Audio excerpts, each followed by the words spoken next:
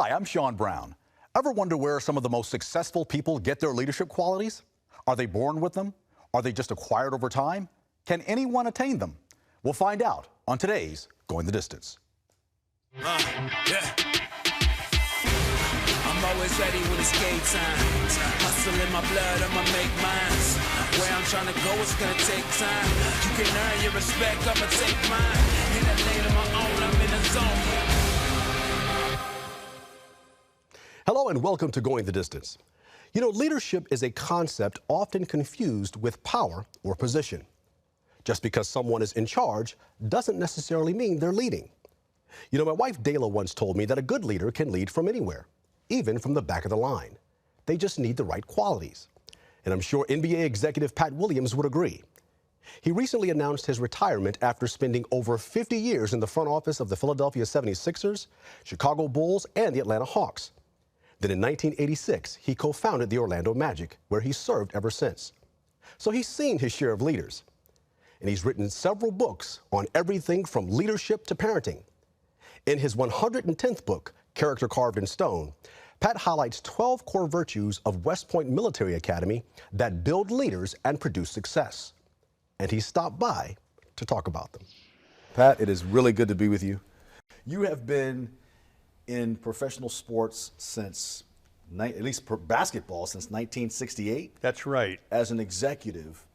So you've learned a lot of things about leadership, I think. If there was one nugget that you could contribute or would say that you've learned about leadership, what would it be? Well, leadership always starts with vision. Great leaders are visionaries. They see the future before it gets here. They see farther down the road than others. They see in a wider scope than others. Ronald Reagan once said, to grasp and hold a vision is the very essence of successful leadership. So if a leader doesn't know where he or she is headed, well, nobody's going to follow them. Wow. And that makes perfect sense looking at your career and the teams that you've been involved with. 76ers, Chicago Bulls, Orlando Magic. I mean, you brought some great players into the organization, including my favorite all-time player prior to Michael Jordan, Julius Erving, Dr. J.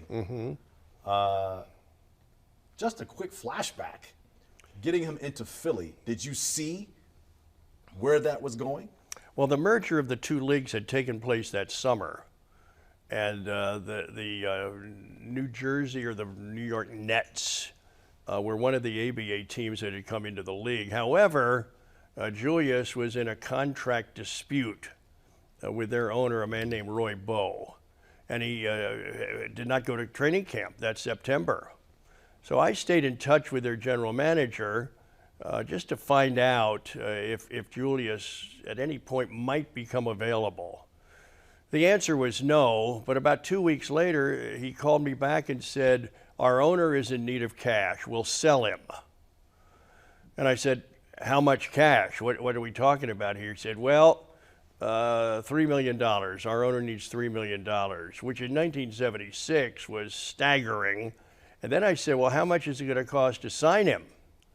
And I was told another $3 million. $600,000 a year for 5 years. Now today, that is considered chicken feed. But back then, 3 million and 3 million, my math wasn't great, but that came to 6 million. I had a new owner, we had a new owner of the 76ers. I had to go to him and explain what was going on. And I explained the amount of money, and Mr. Dixon said to me, tell me, Pat, are you recommending this deal?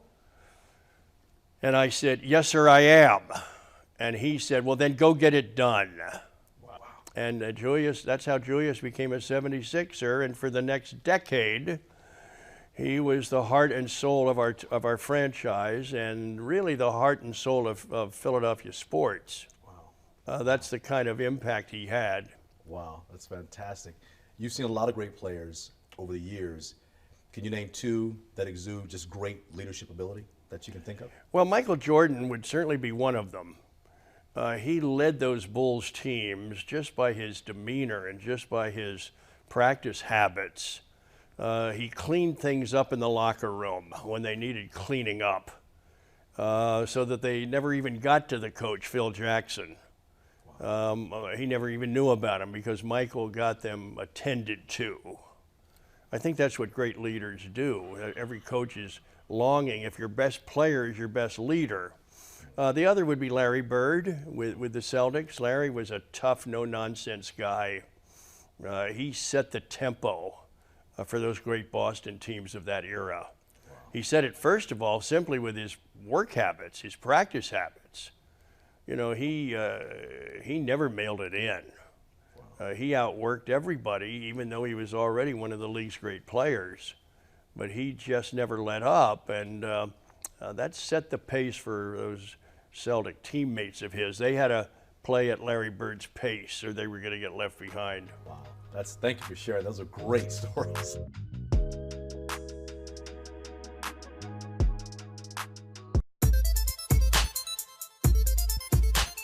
You've written 110 books? That's right. That's 110 books. I remember one time we were talking, I said you were writing an average of 2 books a year.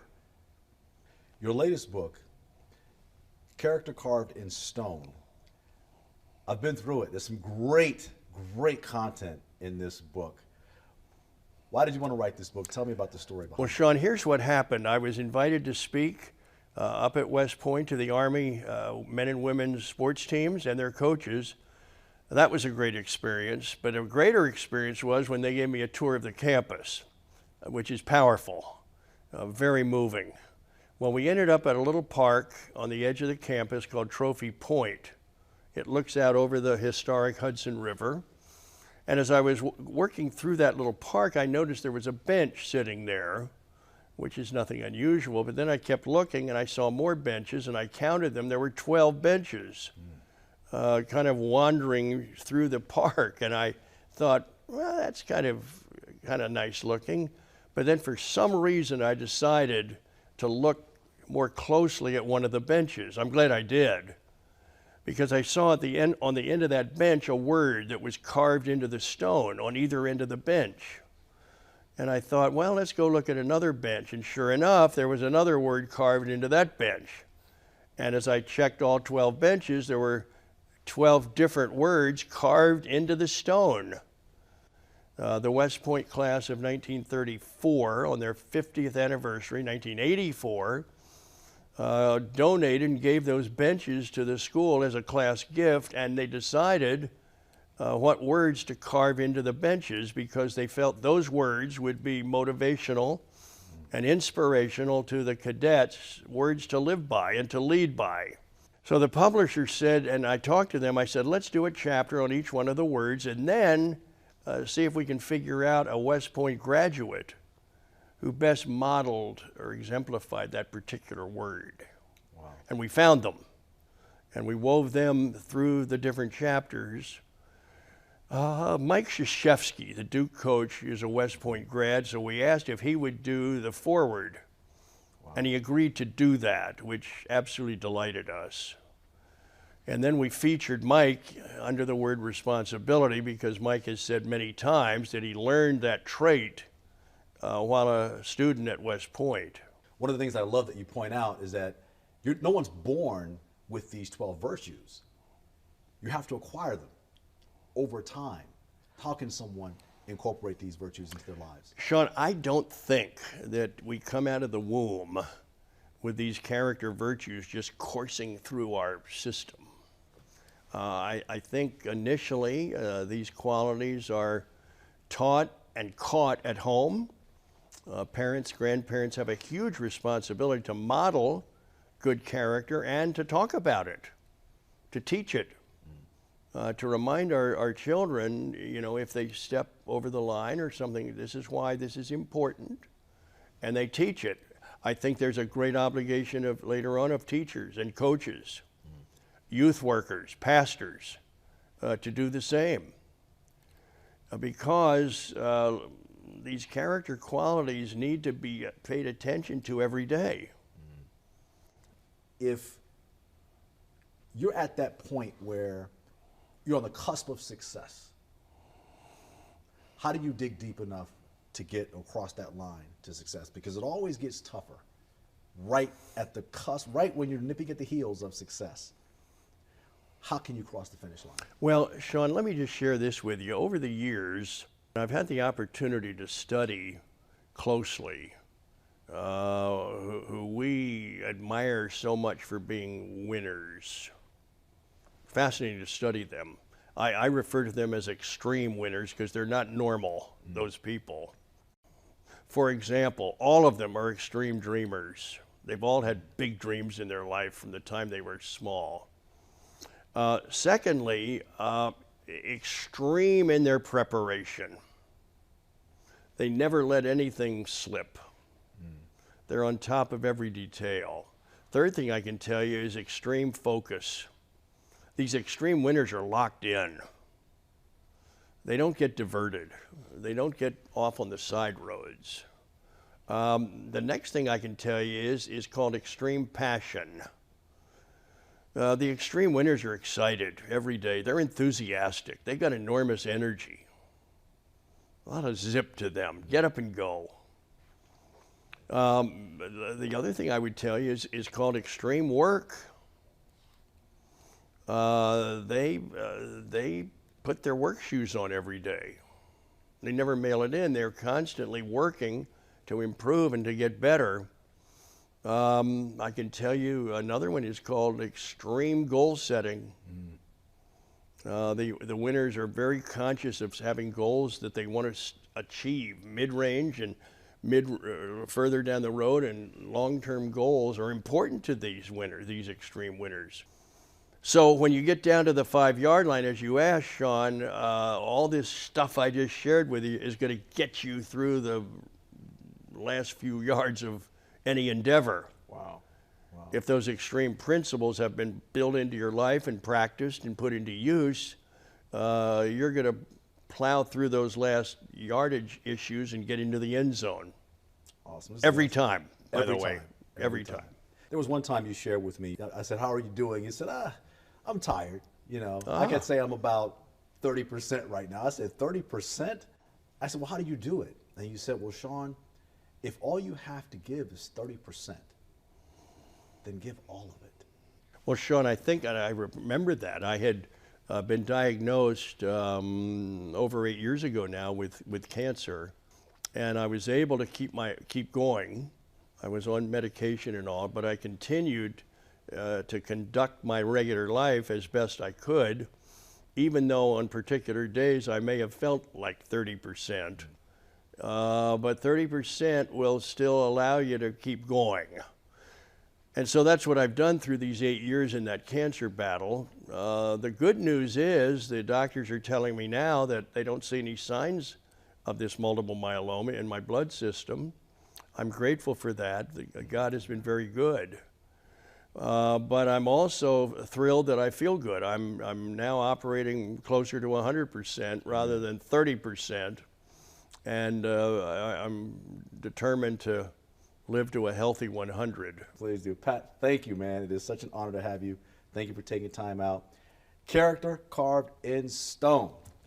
Very proud work. You so much. If you don't exemplify going the distance, I don't know what does. Thank you, sir. Thank you. God bless. All the best. Same to you. All right. If there's anything that stood out to me in the book and in the interview, it's that leaders aren't born, they are made, which means anyone can lead. Those virtues, compassion, courage, dedication, determination, dignity, discipline, integrity, loyalty, let's not forget about perseverance, responsibility, service, and trust. No one person is born with all of those qualities. They are acquired. The quickest way to success is one foot in front of the other. And if you can pick up these virtues along the way, success is assured. The question is, are you up for the challenge? We'll be right back after this.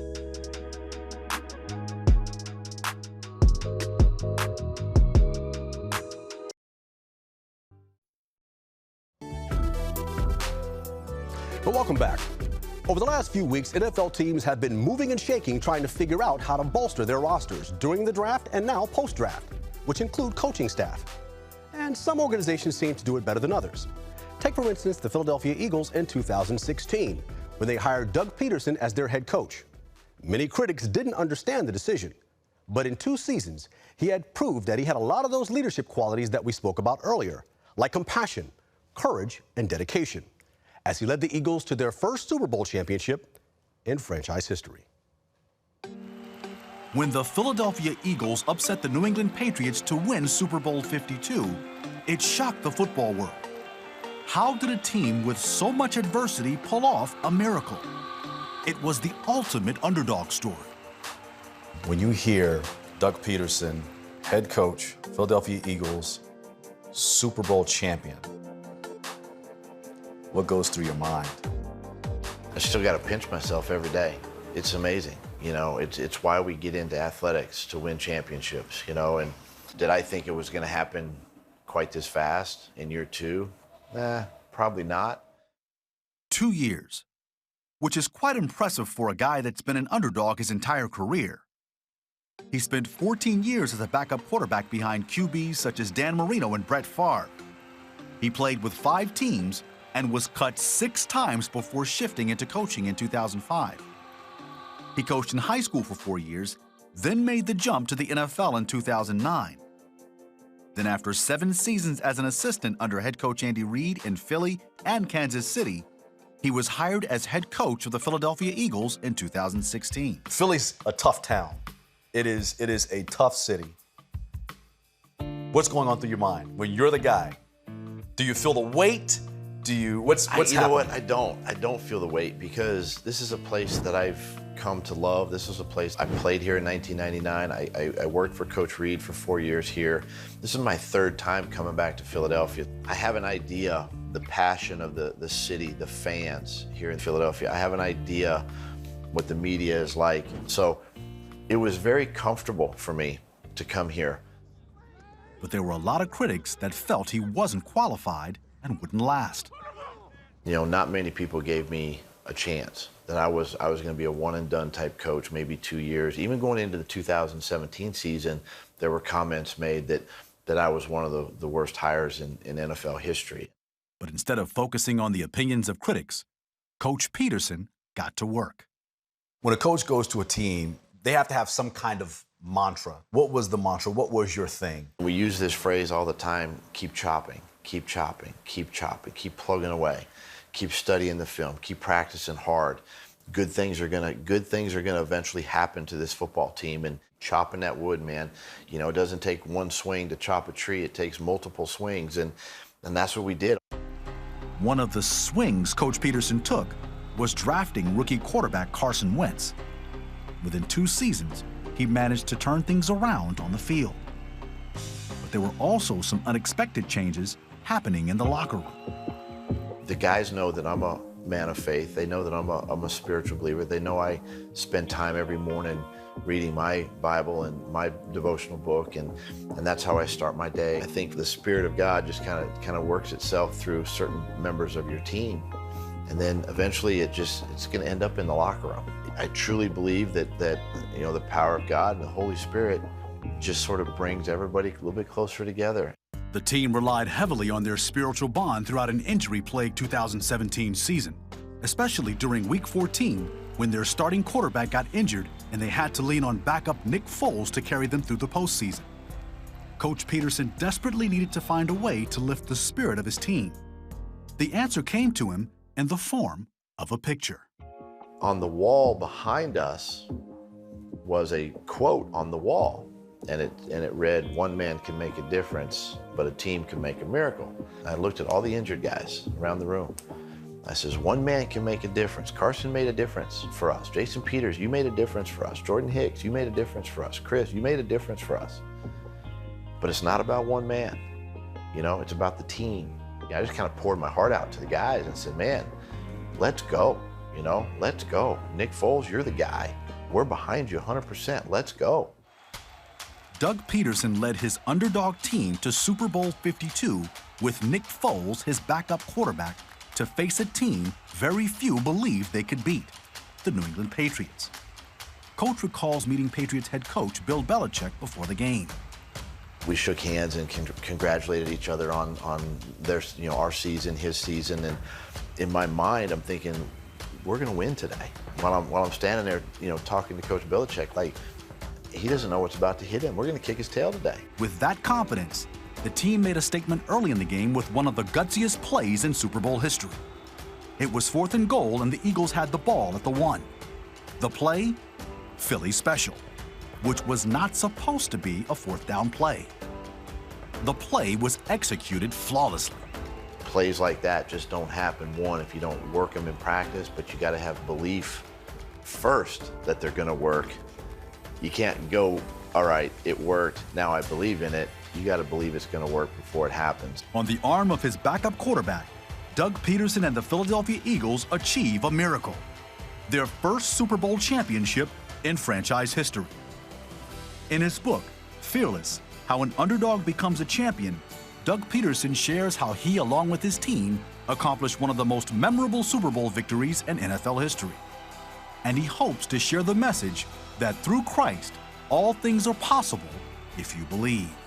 I've had to fight and scratch and claw for everything that I've gotten in life. Nothing was ever handed to me, and I learned that from my dad. You need to go earn it, you need to go take it, you need to go create your own success, so to speak. The Bible talks a lot about fear and overcoming fear. It can't be a part of your life. I'm not going to coach with fear. I'm not going to live my life in fear. I'm going to trust Christ, number one. I'm going to trust my family. I'm going to trust the guys around me, and it's something that we'll continue I'll continue to lean on. Not only the rest of my life, but as long as I'm a head coach of the Philadelphia Eagles. Ooh, the Philly special. Watching that play never gets old. I know the Patriots came back this year and won it all again, but in 2018, it was the Philadelphia Eagles. We'll be right back after this.